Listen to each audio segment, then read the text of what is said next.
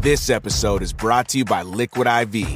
Whether you're working out, side on your tan, or running errands at the perfect pace, Liquid IV powder keeps you going with 2 times faster hydration than water alone. Because real life is extreme enough. Real people, real flavor, real hydrating. Buy a stick in store or at liquidiv.com with the code podcast for 20% off your order. Whether you are looking to remodel your kitchen or furnish your bedroom, IKEA is your go-to for affordable solutions that help you dream bigger and spend less. IKEA can make your home feel more you, because everyone deserves that. IKEA is dreaming bigger, about more savings, more quality, more sustainability, and more inspiration. Explore at IKEA-USA.com. It's a Minimalist Monday edition of Optimal Living Daily, episode 2795. 5 Challenges of Being a Minimalist by Victoria Brauer with NoSidebar.com. I'm your narrator, Justin Malik. And when I'm recording this a bit ahead of schedule, I've been struggling to record, been sick a few times earlier in the year, and getting to where I need to visit multiple doctors and get some labs and all that fun stuff. I haven't done this in a very long time, so I think now would be the time to do it, and that is to do some flashback episodes. If you're new here, well, this probably will have no impact on you since you won't have heard these episodes anyway. But if you're a longer time listener of this show, first, thank you. And second, this one might be a bit familiar since I just don't have the energy to record this week, but I appreciate you continuing to listen. Flashback episodes are nice to get a little reminder and a refresher. So with that, thank you for understanding. We're going to get to our post and commentary from the past as we optimize your life. 5 Challenges of Being a Minimalist by Victoria Brauer with NoSidebar.com. Simple living is not always so simple. Yes, there are countless benefits to this lifestyle, like reducing stress, freeing up time, and added happiness. There's absolutely no way I would go back to my previous lifestyle where I created chaos by owning too many possessions. However, it takes a great deal of work to maintain a simpler life, and it comes with its challenges. But anything worth doing requires hard work. Perhaps its challenges is one of the reasons simple living is difficult for our culture to grasp. It's simply not all that simple. Here are 5 challenges I've experienced as a minimalist. Number 1, the purging never seems to end. After clearing all of the clutter by recycling, tossing, donating, or selling items on Craigslist or eBay, the purging never ends. I continue to consume, however, more mindfully, but stuff still creeps its way back into the home. Getting rid of possessions will be a continuous event. Once an area in the home has been cleared of clutter, I've found it's easier to make it a regular habit of taking inventory on what can stay and what can go. It's not as overwhelming as the first round of decluttering, but it requires some time and effort to keep it maintained. Even though this is a challenge, I have found that removing materials is an enjoyable activity. It means giving to others, supporting businesses, money in my pocket, and my home and mind feel more at peace. Number 2, it often feels time-consuming. It takes time to get rid of things.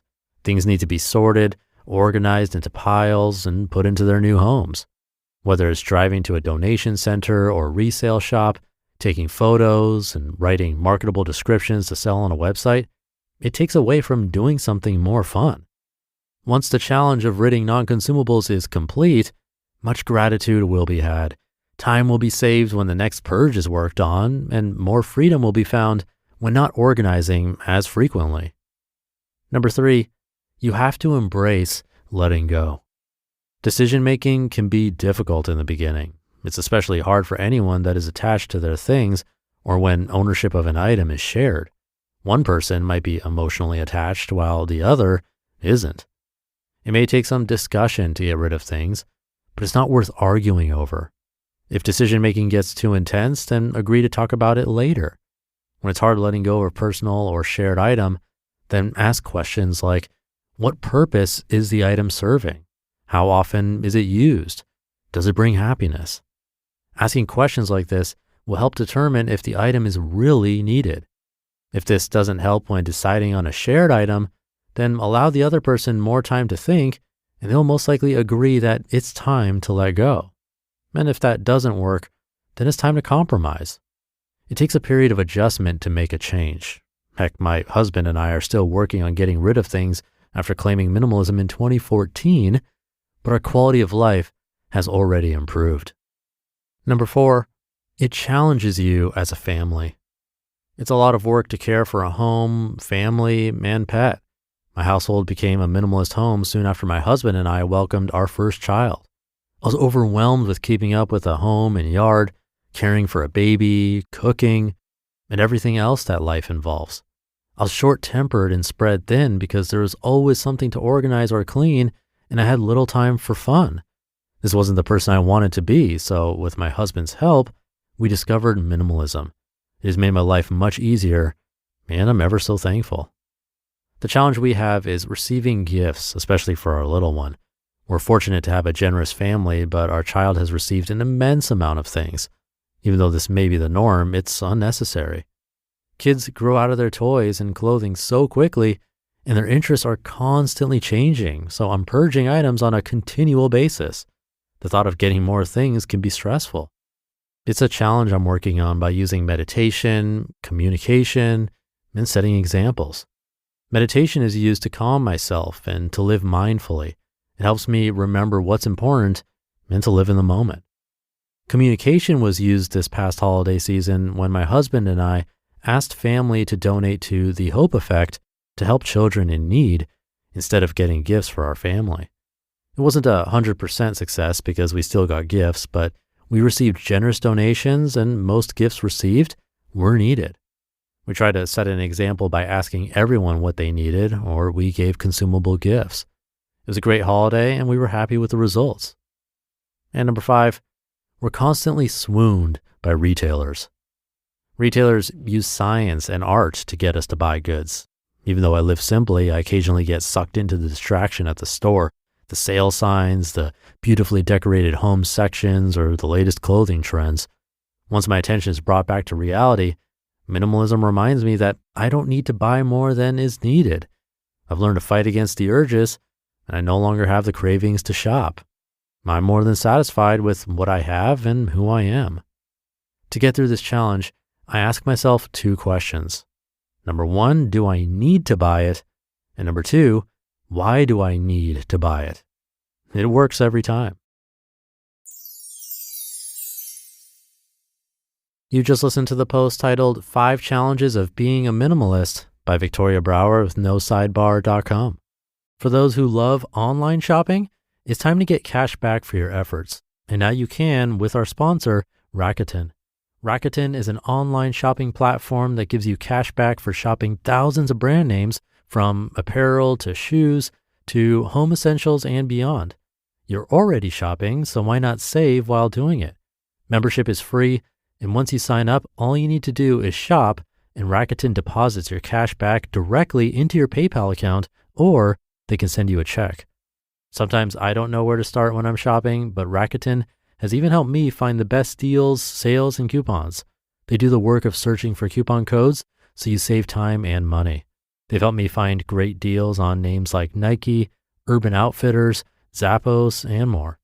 So start all your shopping trips at Rakuten.com or get the Rakuten app to start saving today. That's Rakuten.com or get the Rakuten app to start saving today.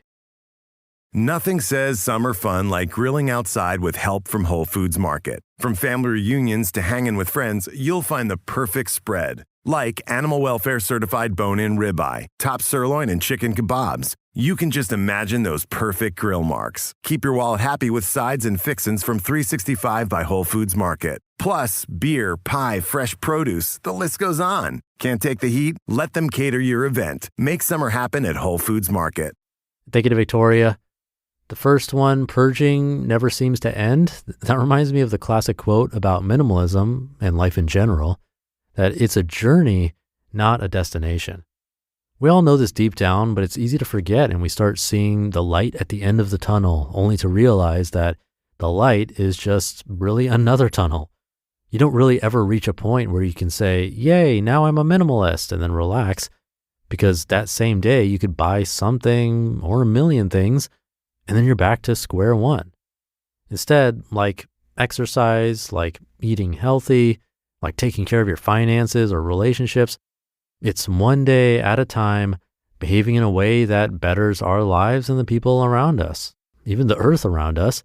And minimalism really is just one more thing we can do daily to stay on that healthier, more meaningful path. So thank you again to Victoria. Thank you for listening and being here. Have a great rest of your day, and I'll see you tomorrow, where your optimal life awaits.